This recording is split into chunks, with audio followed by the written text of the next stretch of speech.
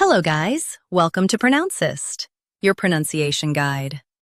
Today we will learn how to pronounce the word shown on the screen, dress. Both US and UK have the same pronunciation of this word. Say then dress. No silent letters.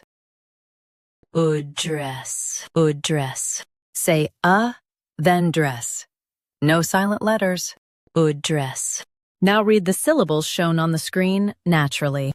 Dress. Say then dress. No silent letters.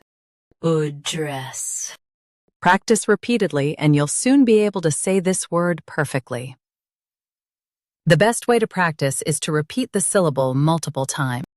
The meaning of the word is a location or place. Try repeating this word several times to improve your pronunciation.